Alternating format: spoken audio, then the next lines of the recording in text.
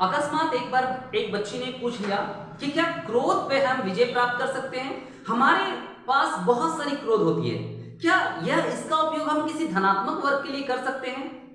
तो मैंने एक संस्कृत में श्लोक कहा, क्रोध मूलमनर्थाणम क्रोध संसार बंधनम धर्म क्षय करता क्रोध तस्मात् क्रोधम विवर्जयेत। अर्थात क्रोध विपत्ति का मूल कारण होता है, क्रोध संसार का बंधन होता है, क्रोध हमारे धर्म का क्षय करती है, इसलिए हमें क्रोध का त्याग करना चाहिए, क्रोध का परिवर्तन करना चाहिए।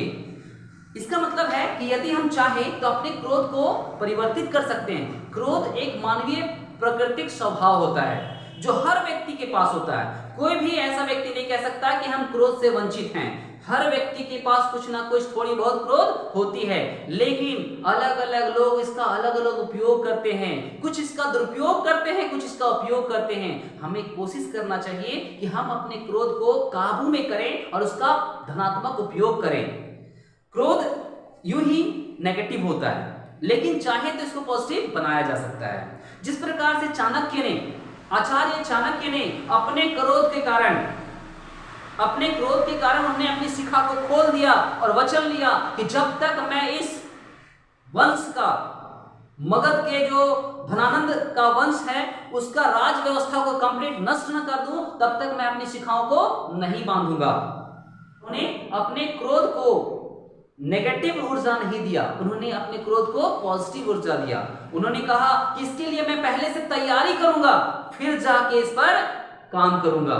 बिना तैयारी के कोई काम करना उचित नहीं होता है। सबसे पहले हमें तैयार होना चाहिए, सबसे पहले हमें उस कार्य को करने के लिए निपुण होना पड़ेगा, और तब हम उस क्रोध का उपयोग धनात्मक के रूप में ले सकते हैं। और अंत में चाणक्य का विजय हुआ और चंद्रगुप्त का शासन काल आया।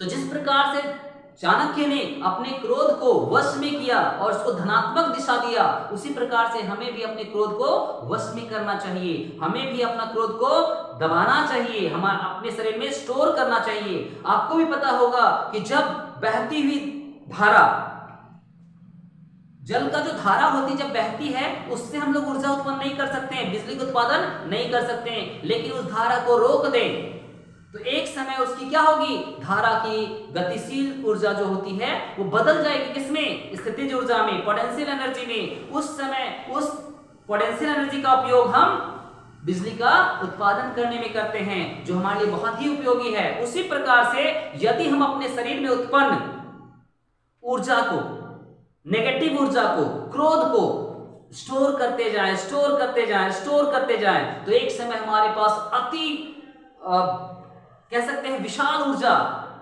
क्या हो जाएगी, हमारे शरीर के अंदर में समावेशित हो जाएगी। उस ऊर्जा का उपयोग हम किसी अच्छे कार्य में कर सकते हैं और हमारा जीवन सफल हो सकता है। इसलिए बच्चों, कभी भी कोशिश करना चाहिए कि हमें हमारे अंदर जो क्रोध है, जो हमारे अंदर में नेगेटिव ऊर्जा है, उसका उपयोग नेगेटिव वर्क में ना करें, उसका उपयोग पॉजिटिव वर्क में करें, ताकि आपका जीवन सफल हो सके और आप अपने जीवन में कुछ बन सके। तो कोशिश सदैव हमेशा यही करें कि हमें नेगेटिव चीजों को पॉजिटिव बनाने का हमारे पास क्षमता है, हम चाहें तो वो कर सकते हैं। तो आज का टॉपिक सिर्फ ये है कि हमें अपने क्रोध को पॉजिटिव की ओर लेके जाना चाहिए, ना कि उसे नेगेटिव दिशा देनी चाहिए। आप चाहें तो कुछ भी कर सकते हैं, बस आपको ठानने की आवश्यकता है।